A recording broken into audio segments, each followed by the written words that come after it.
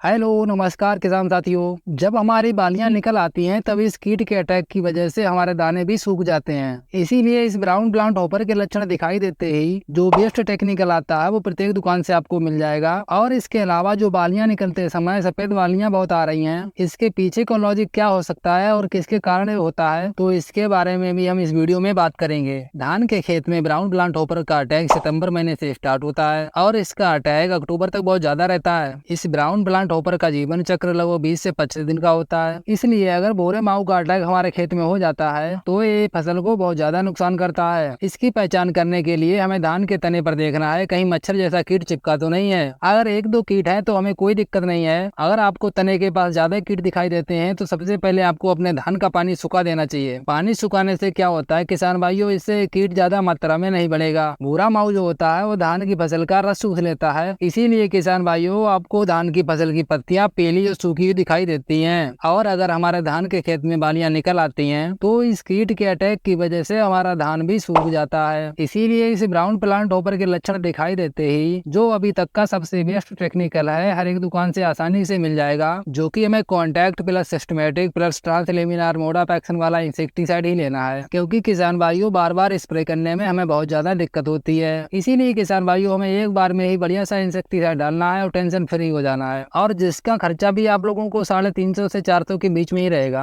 और एक बात और किसान भाइयों, जो हमारी बालियां निकलते समय सफेद बालियां बहुत आ रही हैं, इसके पीछे का लॉजिक क्या है और ये किसके कारण होता है, इसके बारे में भी हम इस वीडियो में बात करेंगे। तो किसान भाइयों, सबसे पहले हम बात करते हैं जो पाइमेट्राइजिन टेक्निकल है वो इतना जबरदस्त टेक्निकल क्यों है। क्योंकि इसकी स्प्रे करते ही धान की पत्तियों के द्वारा ये पूरे पौधे में पहुंच जाता है और जैसे ही भूरा माऊ पौधे का रस चूसता है वैसे ही वो लकवाग्रस्त हो जाता है और 1 घंटे के अंदर ये रस चूसना और अंडे देना बंद कर देते हैं और बाद में अपने आप ही ये भूख से मर जाते हैं। और पाइमेट्राइजिन की स्प्रे करने के 15 मिनट के बाद ही अपना असर करना शुरू कर देता है। मतलब किसान भाइयों, आप इस तरह से समझें, इसकी स्प्रे करने के बाद 3 से 4 दिन में हॉपर का बिल्कुल ही सफाया हो जाएगा। इसके अलावा किसान भाइयों, हमने कई खेतों में देखा है बालियां निकलते समय जो बालियां सफेद पड़ जाती हैं या बालियों में दाना भरने के बाद कीट के काटने की वजह से बालियां सूख जाती हैं और हमारे खेत में सफेद सफेद बालियां बहुत दिखाई देने लगती हैं। तो किसान वीरों, हमें इसमें घबराने की कोई जरूरत नहीं है, क्योंकि इस समय सुंडी के जीवन चक्र का एंड चल रहा होता है। अगर आपको लगता है कि आपके खेत में पिछली साल बहुत ज्यादा मात्रा में सफेद बालियां निकली थी, तो किसान भाइयों, आपको पाइमेट्राइजिन के साथ जो हमारा 5% वाला पिप्रोनिल आता है, जिसकी मात्रा आपको लेनी है 400 ml प्रति एकड़, या फिर आप प्रोपोनोपायरिबास 50% ले सकते हैं और इसकी मात्रा भी आपको 400 ml प्रति एकड़ के हिसाब से लेनी है। और इसके अलावा एक दवा और आती है जो है बायर की फेम, इसकी जो मात्रा आपको लेनी है 50 ml प्रति एकड़ के हिसाब से, या फिर जो एफएमसी की कोराजिन आती है ये आपको लेनी है 60 ml प्रति एकड़। तो किसान भाइयों, इन दवाओं का पाइमेट्राइजिन के साथ स्प्रे करने से जो हमारे खेतों में भूरे माऊ का अटैक होने वाला है या फिर होगा, या फिर जो हमारे खेतों में तना छेदक सुंडी का अटैक चल रहा है, वो बिल्कुल ही सफाया हो जाएगा। लेकिन किसान भाइयों, सबसे जरूरी बात यह है, जब आपकी 50% वालियां निकल आए या फिर 5% वालियां निकल आए तभी आपको इसकी स्प्रे करनी है। लेकिन हमारे कुछ किसान भाइयों को एक गलतफहमी रहती है कि हॉपर का अटैक जो होता है वो तने के पास होता है, तो वो नोजल को तने के पास रख करके स्प्रे करते हैं, जो कि किसान भाइयों ये तरीका बिल्कुल ही गलत है। क्योंकि ये जो दवाई आती है मार्केट में, ये सब सिस्टमेटिक तरीके से काम करती हैं और ये अपने आप ही तने तक पहुंच जाती हैं। इसीलिए किसान भाइयों, आपको जो स्प्रे करना है वो नोजल को ऊपर करके करना है, जिससे कि आपका प्रेशर जो है सीधे बालियों में ना लगे। इससे क्या होता है किसान भाइयों, जब हमारा धान फ्लावरिंग स्टेज पर होता है और हमारा जो प्रेशर होता है सीधे फूलों पर लगता है, इसीलिए हमारे धान के फूल जो है झड़ जाते हैं। इससे हमारे धान में काले दाने की समस्या, लाल दाने की समस्या हो जाती है। बाकी किसान भाइयों, हम बात करते हैं जो पाइमेट्राइजिन की आपको डोज लेनी है 120 ग्राम प्रति एकड़ के हिसाब से, और जो पानी की मात्रा आपको लेनी है 150 लीटर प्रति एकड़ के हिसाब से, जिससे कि आपके खेत में एक समान रूप से स्प्रे हो सके। तो उम्मीद करते हैं किसान भाइयों, मैंने आपको पूरी जानकारी दे दी है। यदि आपको कोई और जानकारी चाहिए तो आप कमेंट करके पूछ सकते हैं और हम आपसे जल्दी संपर्क करेंगे।